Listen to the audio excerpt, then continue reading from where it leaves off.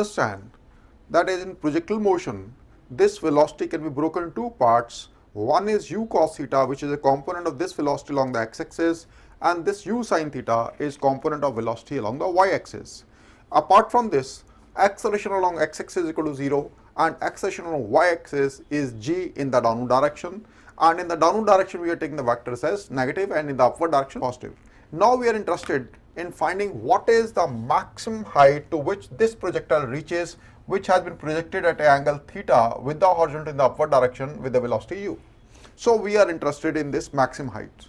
So for this, first we understand that is velocity is always tangent to this trajectory. All the points over here, the net velocity is over here, the net velocity is over here. So when we say this velocity, we are talking about net velocity, and net velocity is the resultant of two velocity components. One is along the x-axis, the other is along the y-axis. The x-axis component u cos theta, that will remain same throughout this journey, because there is no force which is along the x-axis, so that's why there is no acceleration along the x-axis.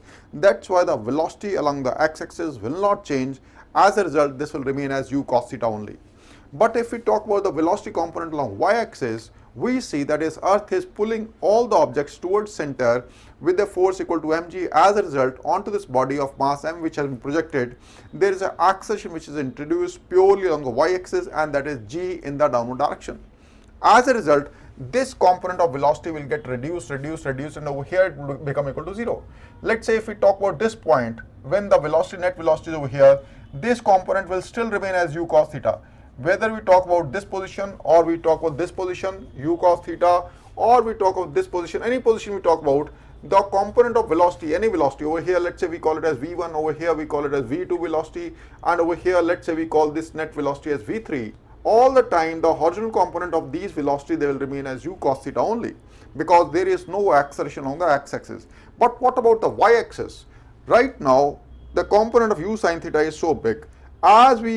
As the body rises, this component gets reduced, and we know that is net velocity. If we have two components, one is, let's say this is vx and this is vy component over here, the net velocity will be a resultant of under root of vx square plus vy square. We see over here that is vx component, the horizontal component will remain same, whereas this component, first it gets reduced, and over here this vy component becomes equal to 0, because this is the highest position we are saying. When we are saying this is the highest position, and we also know to raise the body along the y-axis, it's only the velocity on the y-axis which is responsible to lift it up along the y-axis. So over here, this vy, that is velocity component on y-axis, becomes equal to 0.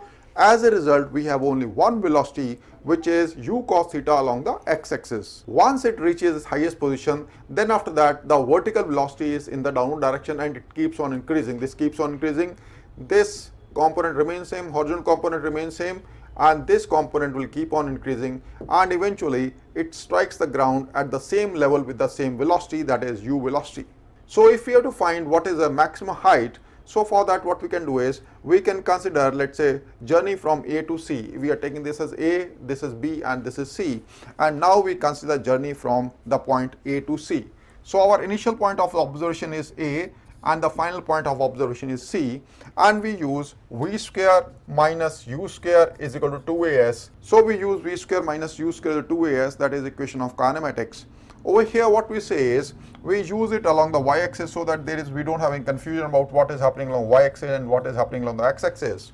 So vy, where this vy is final velocity along y-axis, where at C, this is equal to 0, so this is equal to 0 square, minus uy is initial velocity at initial point is A.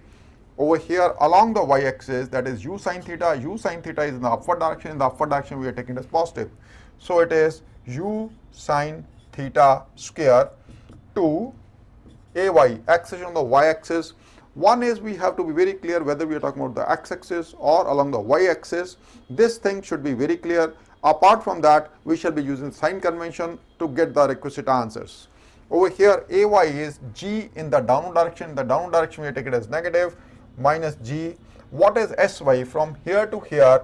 That is the displacement on the y-axis is obviously h max only we are talking. It is in the upward direction, so obviously it is going to be positive only. So this comes out to be u square, minus minus will get cancelled, u square sine square theta, 2g will come over here, that is 2g is equal to height maximum.